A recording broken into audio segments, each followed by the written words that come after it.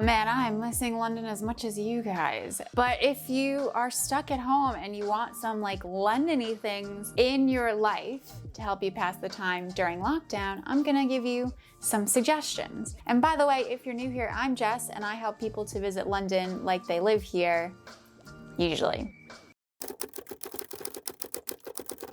Let's start with some virtual London experiences. There are a lot of tour companies and also theaters that are putting on live shows or live experiences. And this is to bring things to you at home, but also to support the arts and tour guides. People that work at these companies that have virtually gone to zero revenue and haven't had anything coming through. So obviously they're all struggling. So some of them have created these virtual experiences. For example, some of the theaters in London will let you watch their live recordings of their plays for free for a limited time. For example, Shakespeare Globe has a live recorded version of Macbeth that you can watch on their YouTube channel. They also have an audio described version for those of you who are vision impaired. Also, the National Theatre is showing free full-length shows that are out for 1 week only. For example, they did Antony and Cleopatra the week that I'm recording this, and upcoming they'll have A Streetcar Named Desire, and on the day that this video is being published, they're gonna have Coriolanus, starring Tom Hiddleston. There are a bunch of other ones as well, including some theaters that are off the West End that you can watch too. There's like so much content out there, but please, when you watch one of these free offerings, do make sure that you make a donation to the theater so you can say thank you for offering that, and also it's going to help to hopefully sustain them so they can hopefully open back up soon enough. Then some of these tour companies are doing these virtual experiences. So for example, our friends at DEVOUR Tours, they do food tours around, well, in London, but also around Europe. And they have a few virtual experiences. For example, I actually sat in last night on their London one, which is called Discover England's History Through 10 Dishes.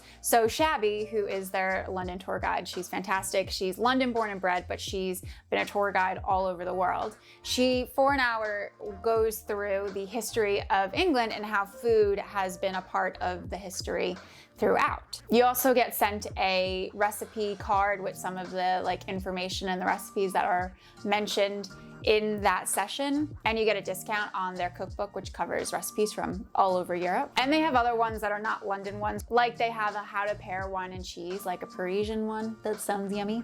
And I'll leave a link to that in the description box of this video, including links to everything that I'm mentioning in this video. If you want something even more history focused and more based on the tourist attractions in London, Walks has some really good things set up for the Tower of London and an explanation of the history behind the changing the guard. They also have some really good ones for Italy and other parts of the world. And as I'm recording this, if you book into one of those online experiences, you will get a $25 voucher for an actual physical walk that you can use for the next 2 years. And they're all over the place. They're even in New York and a couple other places in the States, I think. So you'll be able to definitely use that. That's a pretty good deal. Also, if you like trivia, don't forget that on our YouTube channel, we have 2 London pub quizzes that we did, and you can watch the replay and play along, even though you're not watching live. That's 2 hours that you can kill straight away. That's super London-y. I feel like a lot of people are taking this time to go back into some of the artistic things that they used to love doing back when they were younger and had more time to themselves. For example, I've been loving coloring, and as you might know, we launched a London coloring book that has 12 London-y scenes that you can color in either by printing it out because it's a digital book, or you can color it on your iPad if you have a stylist. If you want to get into painting, I haven't found any London-specific painting courses, but if you go on to Skillshare, they have lots of courses for how to get started with painting. And then once you kind of start to get a little good at it, you can use that to paint a London-y scene that you can hang in your home. I'll put some links to the Skillshare classes down in the description. And I also have a link that gives you I believe it's 2 free months before you have to pay, and you can try it out and see if you like Skillshare before you start committing to paying for it. And then there's drawing. Okay, I'm really bad at drawing, really bad. But what I've discovered during quarantine is that tracing is so underrated. Whether you do physical tracing with tracing paper, or you do it on like an app like Procreate, if you just trace something, you can trick people into thinking that you're good at drawing. Like, look at this picture of the Tiger King, Joe Exotic, a regular picture. If we select the layers, take that out, I've sent this to some people and they think that I drew this, but I just traced it. It's fine. We can do these things in quarantine. No one has to know. So my suggestion is you can take any picture of a London scene or maybe a picture from your trip when you came over and trace it, and then you've drawn this beautiful drawing of something London-y. This is big. Also, if you want to actually draw something, there are Skillshare classes that will teach you how to draw like a proper adult. This is a great time to do something with your photos from your trip to London or any of your travel photos. Take this time to, first of all, organize all of your digital photos on whatever device they're on. Go through, get rid of all the duplicates, the pictures that have like people blinking in them, anything that's blurry and that you're just really not gonna value at the end of the day. And delete all of those. Get rid of them. Get them out of your life. Then make sure you back them up to a cloud software like Google Drive, Google Photos, Dropbox, and organize them into folders so that you can always go back and reference your London trip photos, your Amsterdam photos, blah, blah, blah. And there are a lot of tutorials on how you can best organize your travel photos on YouTube. I'll put a link to a couple down in the description box. Okay, then once you're organized, you can do what I did at the beginning of this lockdown. Actually print out some of these photos. They always get stuck digital. That's fine, because like I know you like to share it on social media and stuff, but also wouldn't it be nice to have a picture framed that you can touch and show people when they come over? So as I was organizing photos, I selected a bunch that I put into a folder that was called To Print. And then I uploaded that photo to Snapfish and I ordered them from Snapfish and they got delivered to my house. And the cool thing about Snapfish is that, at least in the UK, they have this thing where you get like 100 free prints a month. I don't know why they do this. And I think in the US they do like 200 free a month, which is crazy. So you don't really have to pay that much except for shipping. So take advantage of that. Sadly, I left my house to go quarantine somewhere else, so I haven't been able to put all the photos into these nice pretty gold frames that I got for them that I was planning to make this amazing gallery wall. But eventually I will show you that. But take this time to do what you've wanted to do for so long. Get those physical copies of those photos of your trip to London or your travels or anything at all. And on top of that, you can pick the best of the best and you can make those into, say, a canvas print and hang that on your wall. There's also photo books that you can order from Snapfish, and those are really good to collate all of like a trip. If you did your London trip, you can put all of your best trip photos into this photo book and you can show it to people when they come over, and it's just nice to flip through every once in a while and also have on your coffee table. But again, it always takes time to do these things like organizing and printing and picking which photos go into the photo book. So while you have some extra time, if you have it, why not do it now?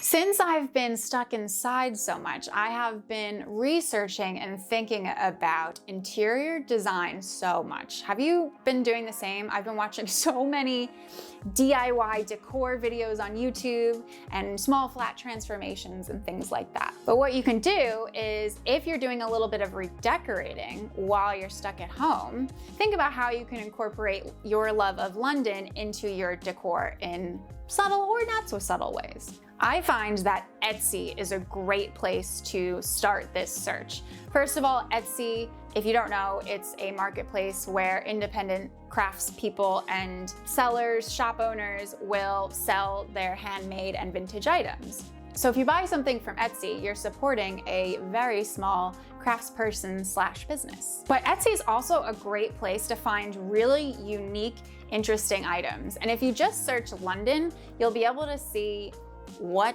is out there and available. Some of it's a little cheesy, but some of it's really beautiful. Like they have really nice tea towels, glasses, mugs, bookends, and I think the London prints are always going to be the best option. Some of them, which you can actually buy digitally and then print yourself, and some they will send them to you in the mail. You also might have seen in some of my videos a shop that is great for London souvenirs. It's called We Built This City. Now sadly, the shop in Carnaby Street has shut down and they're not sure what they're gonna do moving forward. Obviously, it's not a great time to have a shop anyway, but they have amazing prints and London-y items that are made by all local London artists that they sell and they can ship worldwide. So I would recommend having a look on their website.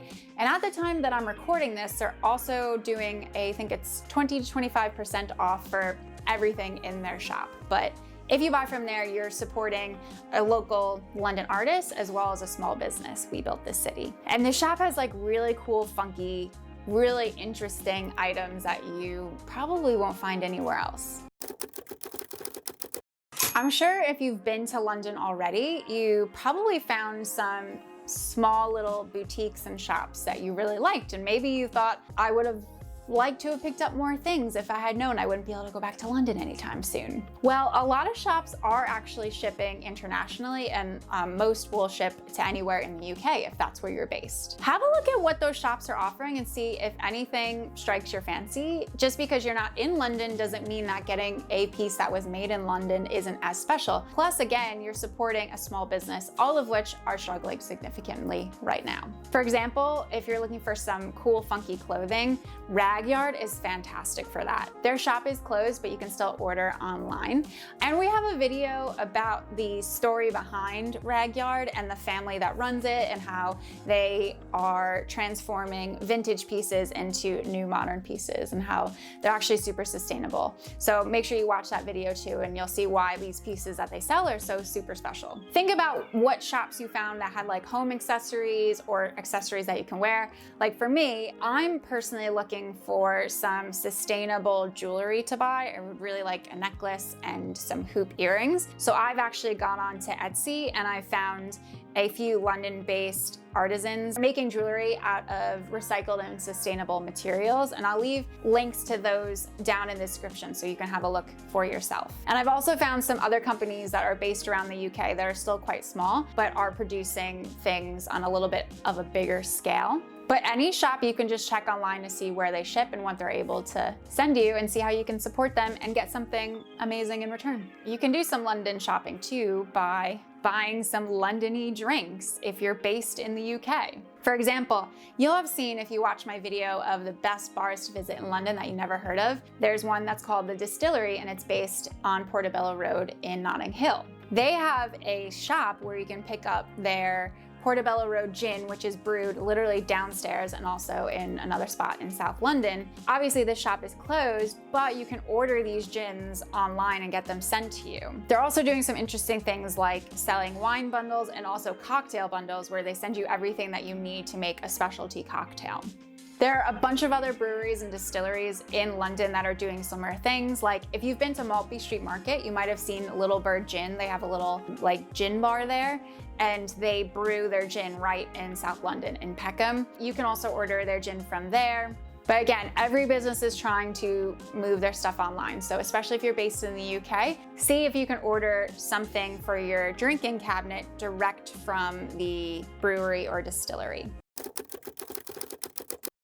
Okay, so we're at home a lot, and whether or not that we like it, we are cooking a lot more than usual. So why not incorporate London into your cooking regime? That company I was talking about, DEVOUR Tours, they have this really great digital cookbook that has some recipes of very London-y dishes like dal tadka and pea and ham soup, and then some other classic ones. Plus they have recipes for traditional dishes from around Spain and other parts of Europe where they have their tours. So have a look at that because you can get that instantly. But there's also a bunch of cookbooks from restaurants and famous chefs that are in London, some of which the restaurants you might have actually went to if you've been to London. So you can buy that cookbook and then have a taste of that experience at home. For example, if you want to go super luxury and you love a fancy bit of cooking, CLARIDGE'S and the Ritz both have their own cookbooks. Actually, they all have like multiple cookbooks. And they make for really beautiful coffee table books too. If you're like me, I get cookbooks and I never use them, but I love how they look. They always have a beautiful place, so they are worth the money for me. Also, tons of more local, more affordable restaurants have their own cookbooks. So Fergus Henderson and Trevor Gulliver, who are the founders of St. John, which is a London institution. It opened up in the 90s, and it's just a simple restaurant that really pioneered the idea of nose to tail eating. So they take in meat or fish and they use every single part of the animal. Obviously, as a vegetarian, it's not really a place I go very often, but foodies who do eat meat, this is almost always like their favorite place to go. They have a cookbook, and then Fergus also has a couple other cookbooks about how to do nose to tail eating at home. Also, if you've been to Padella, which is the pasta place that's by Borough Market, that is always so crowded these days. Well, not these days, usually the last few months before all this stuff kicked off. Then you should get the cookbook that's called Trullo. It's by Tim Siadaten, who's the head chef behind both the restaurant called Trullo and Padella. In this cookbook, obviously, you're gonna find just really good, hearty, homemade Italian recipes. I think a lot of you would have gone to DISHOOM. It's one of those places in London that everybody knows about it. It's like been covered so much, but actually it is worth the hype. It's really good Indian street food, I think they like to specify it as. But if you've been there, DISHOOM has its own cookbook. Highly recommend that you pick that up and make some stuff at home. If you've been to any of Ottolenghi's restaurants in London, my favorite being Rovi, so good. He's got obviously a ton of cookbooks. So pick up Simple. I have one of his cookbooks and I'm not a very good cook.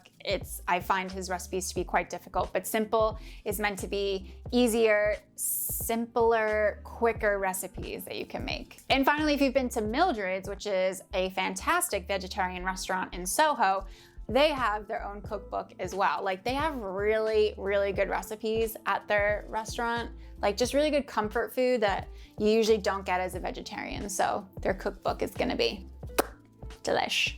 Finally, in terms of food experiences, if you want to pretend like you're in London, you can do your own afternoon tea. What you need to get is obviously pick up some fancier tea from the supermarket or order it online. You'll want some finger sandwiches. You'll need scones with cream and jam, and then you'll want cute little sweets that you can eat at the end as well.